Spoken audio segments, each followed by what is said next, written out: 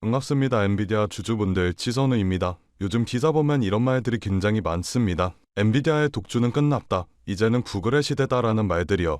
정말로 기사처럼 엔비디아의 시대가 끝나가고 있을까요? 오늘은 저와 함께 이 질문에 대한 답을 알아보고 우리가 이런 장에서 큰 돈을 벌기 위해선 어떻게 해야 되는지 살펴보는 시간 가져보도록 하겠습니다. 먼저 인정해야 할 게 하나 있습니다. AI 시장의 판 자체는 분명히 바뀌고 있다라는 겁니다. 이전까지 AI는 엔비디아 GPU라는 공식이 박혀 있었습니다. 하지만 이제는 메타가 엔비디아 대신 구글 TPU 사용을 검토하고 있고 구글의 TPU 아이언우드와 제미나이 3의 조합이 꽤 좋은 평가를 받으면서 굳이 GPU만 써야 돼? 라는 질문이 커지고 있습니다. 또한 여기에 결정적인 변화가 하나 더 생겼는데요. AI 연산의 병목이 GPU 코어 수가 아니라 메모리 대역폭으로 넘어갔다라는 점이죠. 모델이 너무 커지다 보니 이제는 GPU가 아무리 빨라도 메모리가 데이터를 제때 못 던져주며 성능이 떨어지게 됩니다. 그래서 GPU를 누가 만들었냐에서 HBM을 누가 얼마나 안정적으로 공급하냐로 시장의 기준이 바뀌고 있죠.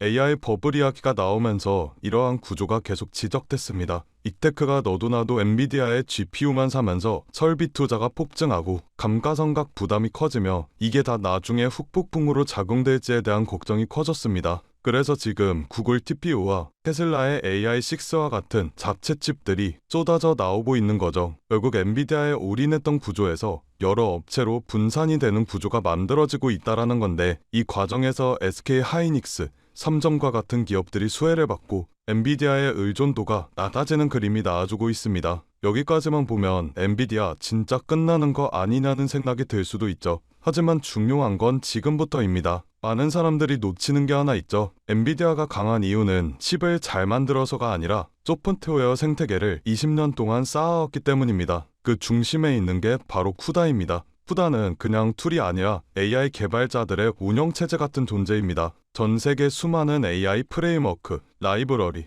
툴들의 기본값들이 엔비디아의 쿠다에 맞춰져 있어요. 기업들이 지난 10년 넘게 쿠다 기반으로 코드를 쌓아 올려온 상황이라는 거죠. 그럼 여기서 이제 우리는 엔비디아를 사용하지 않고 다른 칩을 쓸 거라고 말하는 순간 기업은 어떻게 될까요? 이 인공지능 시스템 전체를 사실상 처음부터 맛이 짜야 됩니다. 이게 바로 전환 비용, 스위칭 코스트이고 이 전환 비용이 엔비디아의 진짜 독점력인 거죠. AMD의 칩이 성능만 보면 뒤처지지 않습니다. 구글의 TPU도 전력 효율이 굉장히 좋은 것도 사실이죠. 수년 동안 쌓아온 코드들과 이미 그 생태계에 최적화된 모델들 그리고 그 기반 위에 올라간 서비스와 개발자들의 생태계입니다. 이 모든 게 엔비디아의 플랫폼 위에 얹혀있기 때문이죠. 아이폰 유저가 하드웨어만 보면 갤럭시도 좋은데 라고 말하면서 쉽게 갈아타지 않는 이유와 같습니다. 앱, 데이터, 사용 경험, 생태계 이 모든 것들을 다 포기해야 되니까요. AI에서도 지금 그 현상이 쿠다와 나머지 전부의 경쟁 고도로 벌어지고 있는 겁니다. 지금 판은 엔비디아의 독주가 확실히 깨지고 있는 건 맞습니다. TPU와 AI6, 자체 칩 등등 선택지가 늘어나고 있는 것도 맞죠. 그렇기 때문에 점유율 우려와 실적 피크아웃 등 여러 가지 논쟁들이 나와주게 된 겁니다. 하지만 그럼에도 불구하고 AI 인프라 전체의 파이가 줄어드는 흐름은 아니라는 것, 이게 가장 중요한 포인트로 보셔야 하는데요. 경쟁이 생기고 구조가 분산되는 것은 맞지만 그건 엔비디아의 몫이 줄어든다라는 의미이지 엔비디아의 성장이 멈춘다라는 의미는 아니기 때문입니다. 시장 전체가 커지는 속도가 엔비디아의 점유율 하락 속도보다 빠르다면 엔비디아의 매출과 이익은 여전히 늘어날 수가 있습니다. 그리고 그 과정에서 쿠다 생태계라는 낙인 효과가 엄청난 반패이자 지렛대로 작동하게 되겠죠. 엔비디아는 지금 조정과 경쟁의 한복판에 서 있지만 장기적으로는 AI 인프라의 핵심 플레이어 자리를 유지하면서 다시 한번 주가는 상승해줄 것으로 보이는데요.